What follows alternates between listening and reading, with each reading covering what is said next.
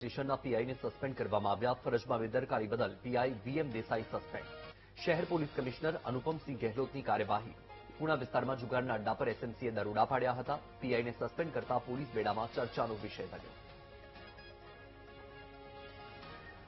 વધુ માહિતી આપી રહ્યા છે સંવાદદાતા ધ્રુવ સોમપુરા. ધ્રુવ, પુણા પોલીસ સ્ટેશનના પીઆઈને સસ્પેન્ડ કરવામાં આવ્યા છે. આ મામલે શું વધુ માહિતી?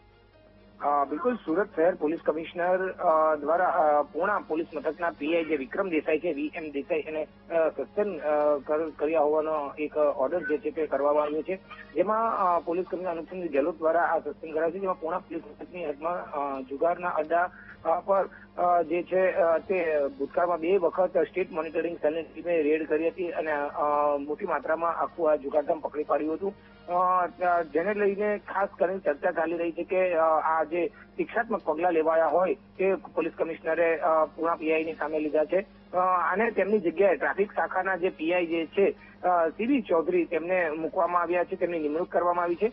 બીજી તરફ મોટી વાત એ છે કે આ 2 વર્ષ દરમિયાન પોલીસ કમિશનર દ્વારા જે છે તે એક પણ અધિકારીને સસ્પેન્ડ કર્યા નથી. પહેલો કિસ્સો એવો છે કે ક્યાંક આ રીતે અધિકારીને સસ્પેન્ડ કરવામાં આવ્યા હોય. મોટે ભાગે જે પણ ફરિયાદ આવતી હોય છે તો તેમની બદલી કરી દેવામાં આવતી છે. ટ્રાફિક શાખામાં અથવા તો વિશેષ શાખામાં બદલી કરી દેતા હોય છે. પરંતુ પહેલી વખત એવું થયું છે 2 વર્ષમાં કે કોઈ અધિકારી પીઆઈ લેવલના અધિકારીને સસ્પેન્ડ કરાયા હોય. ત્યારે આ પ્રકારના પગલાથી હાલ જે પોલીસ બેડામાં જે છે તે ભારે ચર્ચાનો વિષય પણ બન્યો છે. જી બિલકુલ. માહિતી બદલ આભાર ધ્રુવ.